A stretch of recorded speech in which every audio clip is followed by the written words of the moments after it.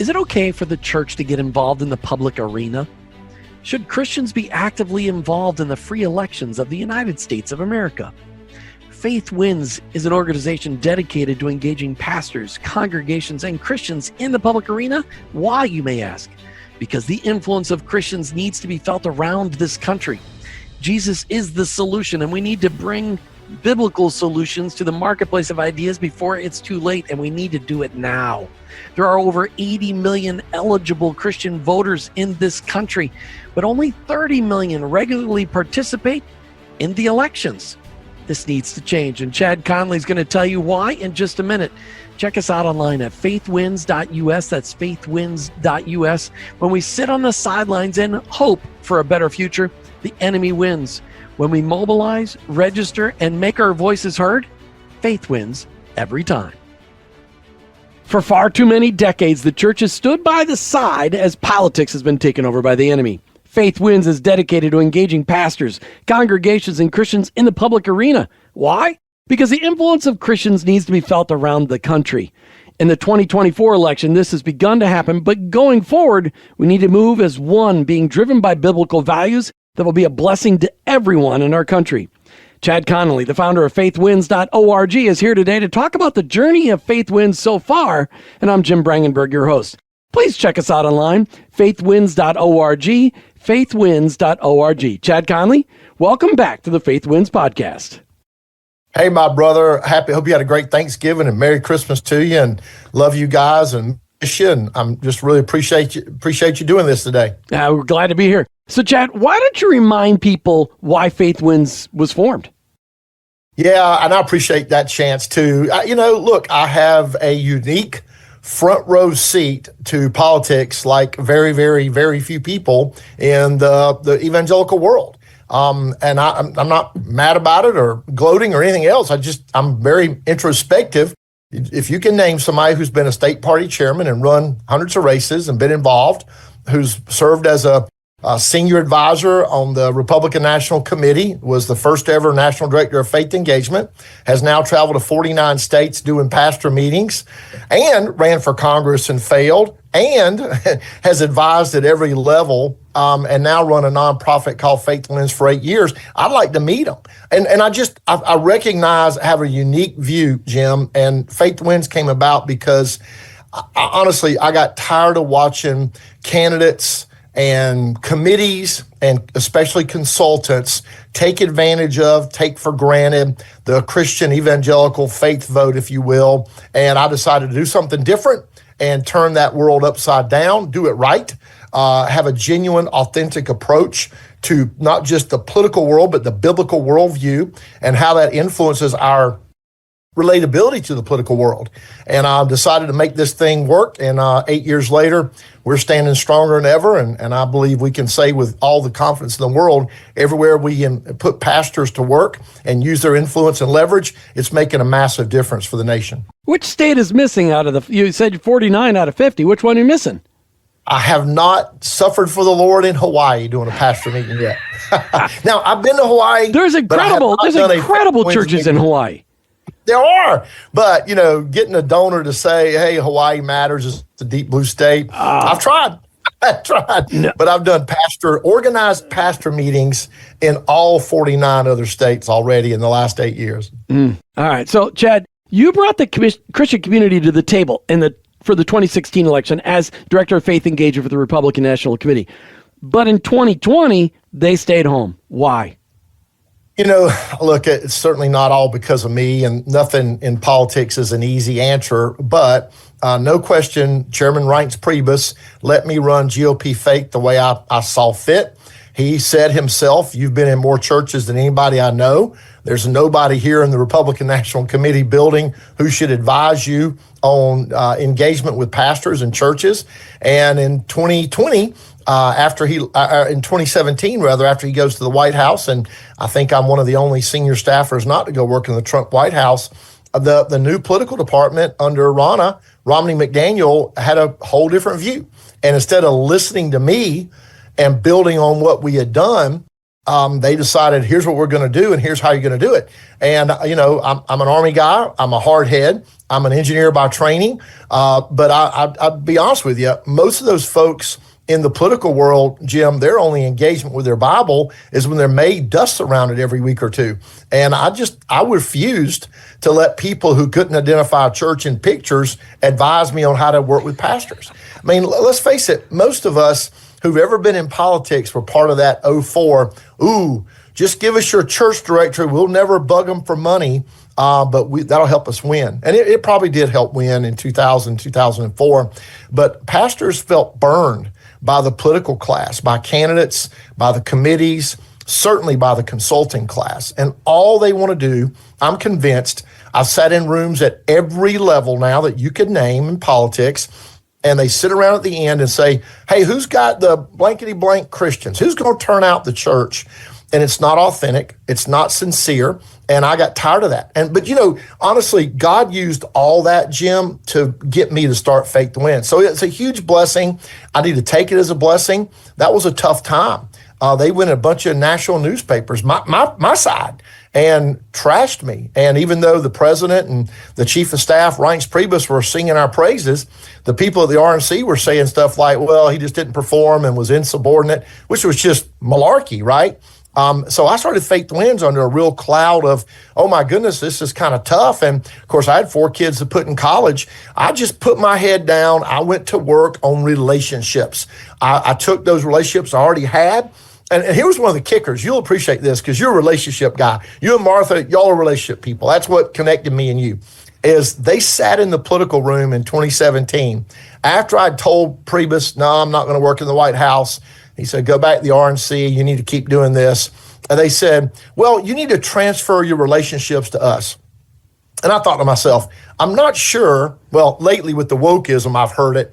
But at that point in my life, and I was in early 50s, I'm not sure I'd ever heard a more stupid statement than from any person who claimed to be an adult, who had actually, been there, done that, been around the block. Transfer my relationships to you, which all that says is I don't care about relationships. I don't really know what they mean. I don't have any real care or desire to build an authentic relationship. And that was the straw that broke the proverbial camel's back. But that's how I started Faith to Wins. I left there praying, had nothing. I called some donors that I'd known. I said, hey, here's what I'm going to do. I think it's where the Lord's leading me. He's closed the door, Revelation 3, 7, and 8. He shuts the door no man can open and opens the door no man can shut. He opened a big, wide door. A pastor, attorney mentor leaned over to me at a conference the year before. He's the one that planted the seed. He said, I'm glad you're at the RNC and you're letting us have a seat at the table, but you should do this for yourself. I said, yeah, Pastor, but I'd have to raise the money and have to do it all myself. We can do it. God will help. You can do it. Let's do it. It's just been that simple, but it came out of a frustration with the political class. So why do you think the Christian vote, and when I say Christian vote, let's just say the church vote, because because there's a whole lot of misnomers about what does Christian really mean. But why has the church vote, the Christian vote, been taken so much for granted? This is kind of what gets me in a little bit of trouble with that crowd. Most of them aren't us. I started using that line. Most of them can't identify a church in pictures. Which is a terrible line, by the way. That's just a terrible line. But they ain't watching this, right? It's our crowd watching this. Listen, they're very casual in their faith. And look, I get it. That's personal for everybody. I don't want to be judgmental or legalistic. But I know my faith means a lot to me. My faith drives my life.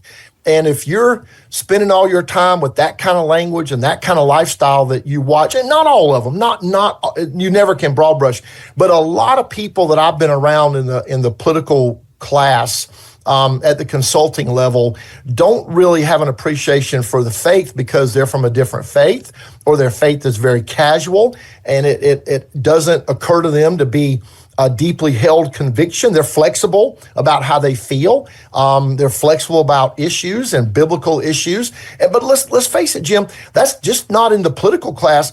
There are entire denominations that question the word of God now.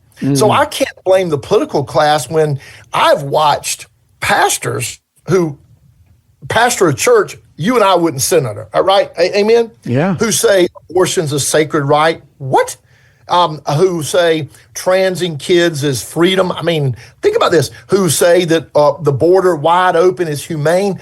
To me and you and common sense, that's insane stuff. But there are people in churches right now, maybe within spitting distance of me or you, who say that stuff and mislead people. So a lot of what the political class is doing, they're just responding to what they've seen a lot in the church doing. Now, so here's what I think. I think God's doing a major sifting in the church. I really do. And, I did an interview with a national news person, and he actually put a very negative chapter in his book about me. And I've had people all over the country tell me about it. That's awesome. And, that means that means you really resonated. That's what I think. Hey, they're limited demons, and they can't be everywhere. And when you're catching fire, you're over the target, brother.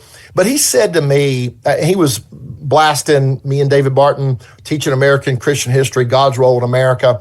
And I asked him, I said, do you spend as much time on the churches hanging pride flags and BLM flags and going out to march in a Marxist rally as you do on the people quoting founders about Bible connection in their lives? He said, well, that's not my story. Well, of course I know it's not your story.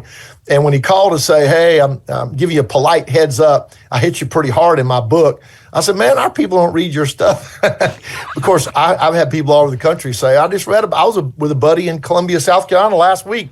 I just read about you in that book. And so that stuff gets out there in among the political people, but it's also why I hit them. And it's not just the political class, it's the church that's having a lot of confusion, and they're not biblically based. I think what's happening, though, is a lot of pastors are now quoting, I'm a biblical Christian with a biblical worldview. They're not just saying Christian, because you just said a little bit ago, it means a lot of things to a lot of people. And I think Christ follower, biblical Christian, I believe the Bible's the 100% inerrant, infallible word of God. That's the separator, right? So it's not just the political class, Jim. It's the church too. And the church needs to be reminded what the church was intended to be. I mean, you've spent the last 8 years encouraging pastors, building relationships with pastors. Why have you done that? And why do pastors matter so much in our elections? Well, as a Christian first, I believe the culture needs a lot more biblical influence. And when you see people that aren't biblical, even Richard Dawkins gave this quote recently, we need to have a morality based on the Bible. And I don't know the exact quote, but that's pretty close to what he said. People recognize there's got to be a governor, a thermometer, a thermostat, if you will, for society. And when there are no boundaries, anything goes. And that's what we're looking at out in society. And the 10 Commandments give us a foundation. Jesus' command to love. And of course, that's been stretched out to mean anything. But love comes with responsibility. And liberty and freedom come with responsibility. They aren't licensed to do what you want to do. They're the responsibility to do what you ought to do to set the right example. So I think that they're taken for granted out there because the church has had confusion. That's come down the pike. And then what I believe, and the reason I spend so much time doing this, is I believe my mission in life is to encourage those pastors to go be that biblical Christian and encourage them and empower them to realize they're not alone. We had a meeting in my home state just the other day, 42 pastors from different churches. I think it represented over 25,000 congregants. And I did have a couple South Carolina legislators there and who were just, wow, we never hear from the church. And it's because the church has been kind of pushed aside. Pastors have been discouraged. They've been lied to. They've been told, oh, there's a separation of church and state. They seem to somehow think that they've got lessened or diminished rights behind the pulpit, when I believe that's God's person. They have increased rights and privileges and speaking authority. But all those ideals that the founders based our freedom on came from the Bible. And all you got to do is a little bit of reading. When you see the effort to censor and suppress all that, it shows you why there's a lot of confusion. So my mission in life is maximizing Christian votes and voices. And I tell you, one of the funnest things I get to do is put those things like putting those 42 pastors in a room and them going, okay, I'm not alone. I don't have to be in my four walls.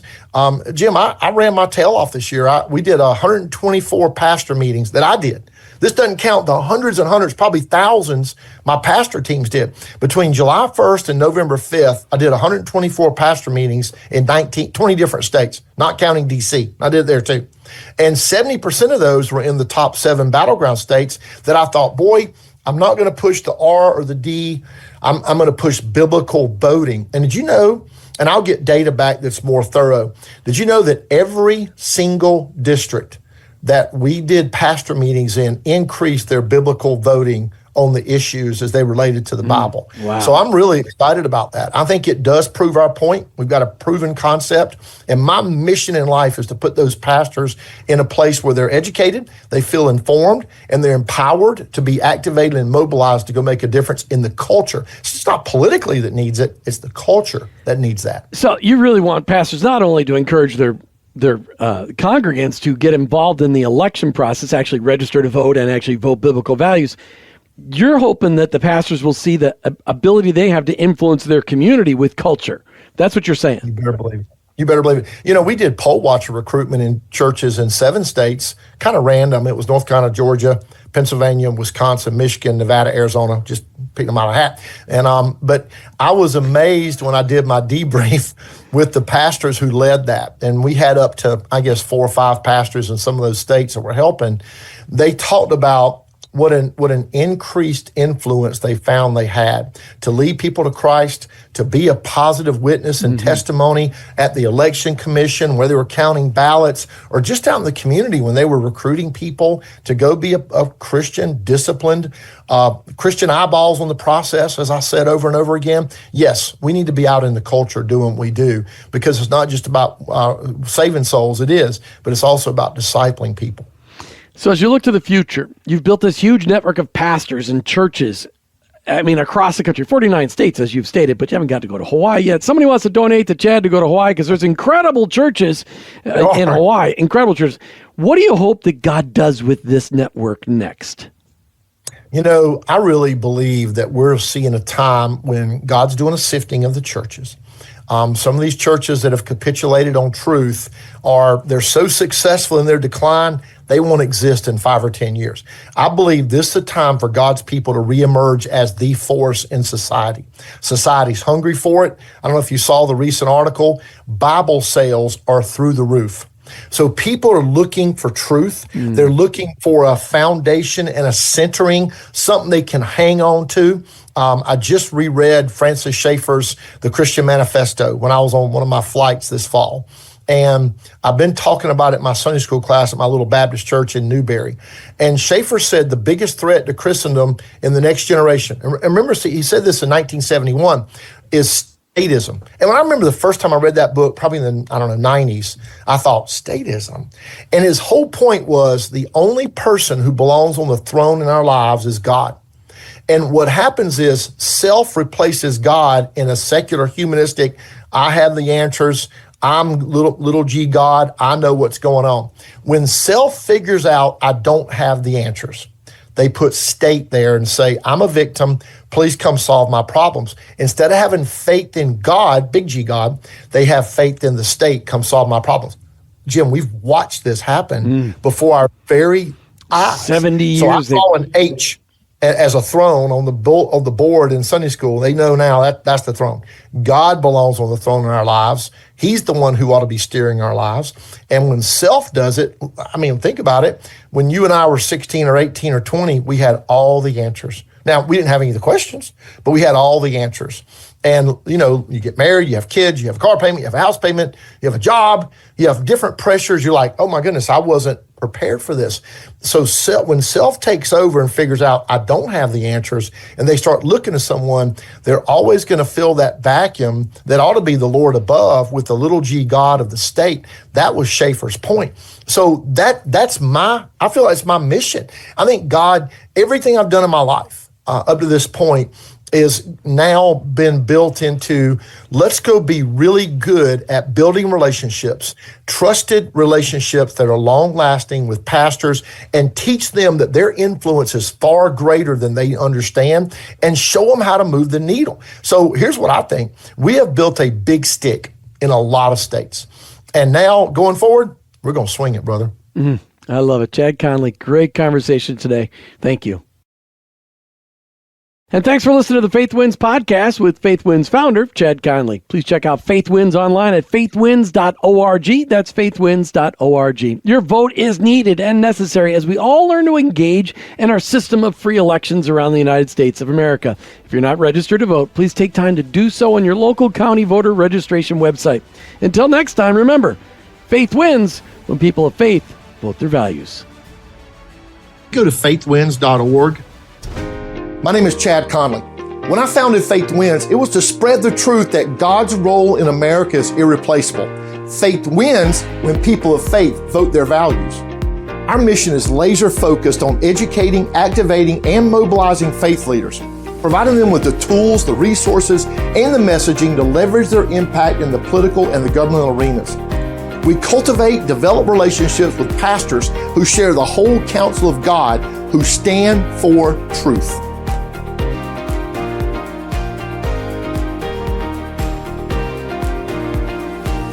Hey, thanks for listening to the Faith Wins podcast with Faith Wins founder, Chad Connelly. I'm your host, Jim Brangenberg, and I want to ask you to check out Faith Wins online at faithwins.us. That's faithwins.us. Your vote is needed and necessary, and we all need to learn to engage in our system of free elections right here in the United States of America. If you're not registered to vote, please take time to do so on your local county voter registration website and do it today. In an upcoming election, vote for candidates supporting biblical values and a biblical worldview. Until next time, remember, when Christians engage in the public arena, faith wins.